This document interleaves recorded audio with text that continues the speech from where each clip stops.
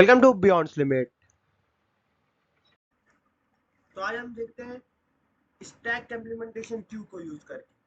But आज हम देखेंगे लिंक लिस्ट को यूज करके। लिंक लिस्ट एरे वाला हम पिछली वीडियो में देख चुके हैं, आप जाके मेरी प्लेलिस्ट पे चेक कर सकते हैं। ठीक है, तो अब नोड हमने बनाया जिसमें हमने क्या बनाया, डाटा। नेक्स्ट वेरिएबल क्यों बनाते हैं, हमेशा अगले वाले एलिमेंट पे जाने के लिए। ऐसे हमने क्या किया, जब भी नोड को कॉल करो तुम क्या करो, डाटा पे वैल्यू स्टोर करा दो, जो वैल्यू इनपुट ली गई है। उसके बाद तुम क्या करो, नेक्स्ट में नल पॉइंटर को ऐड कर दो। ठीक है, देन उसके बाद हमने क्या बनाया है, क्लास क्यू बनाई। क्लास क्यू क्या है, हमने यहाँ पे प्राइवेट में दो डिफाइन किए, जो दो नोड्स बनाए। कौन कौन से, एक फ्रंट और रियर। हमको पता है कि फ्रंट एनक्यू के लिए काम करता है, रियर डीक्यू के लिए, जो कि मैं बोल रहा हूँ गलत। रियर डीक्यू के लिए काम करता है, नहीं करता। फ्रंट डीक्यू के लिए काम करता है, रियर एनक्यू के लिए काम करता है। उसके बाद हमने क्यू और एनक्यू बनाया।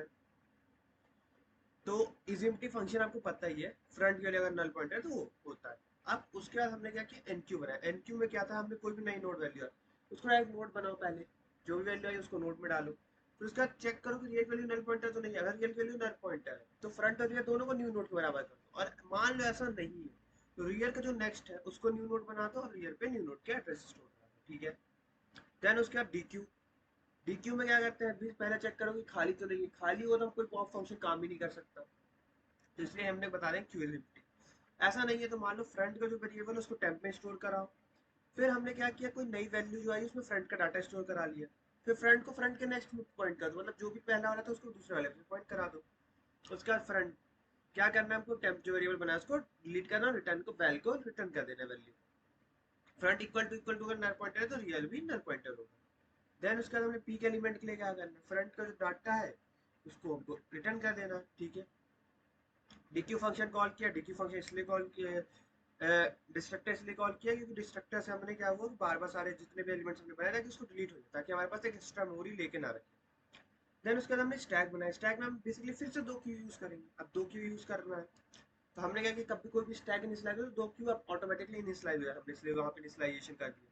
उसके बाद हमने क्या किया, पुश फंक्शन है। पुश फंक्शन में क्या कर रहे हैं, हम Q2 में वैल्यू को स्टोर करा रहे हैं। अगर मान लो Q1 खाली नहीं है, Q1 में कोई एलिमेंट है तो हम क्या करें, Q1 के सारे एलिमेंट्स को पॉप कराते कराते Q2 में पेस्ट करते जा रहे हैं। अब क्या करना है, Q1 और Q2 को स्वैप करना है। क्यों, क्योंकि देख फीफो फीफो से कॉम्बिनेशन से लिफो बनेगा।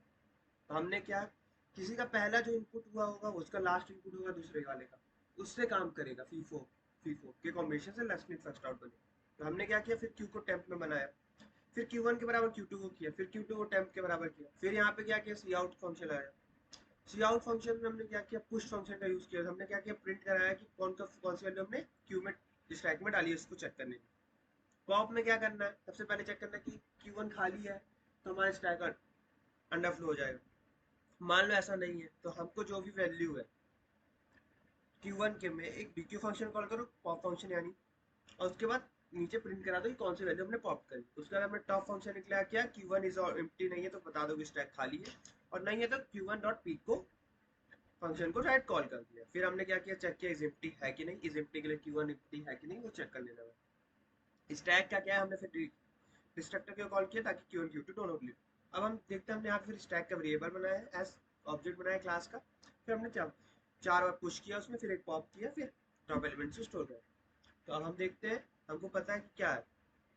अगर लास्ट में फर्स्ट टाइम चल रहा था तो 100 से 100 बाहर निकलता, पर यहाँ पे क्या निकला है, 400 टॉप एलिमेंट। तो ये किस तरह काम कर रहा है, स्टैक की तरह। तो हमने क्यू की मदद से स्टैक में इंप्लीमेंट करना सीख लिया। आगे आने वाली वीडियोस में हम क्या देखेंगे कि स्टैक की मदद से क्यू को कैसे इंप्लीमेंट करते हैं। ठीक है, जुड़े रहिए इस चैनल के साथ। आने वाली वीडियोस में एक नए कॉन्सेप्ट के साथ आपसे फिर मुलाकात होगी। Thank you so much guys.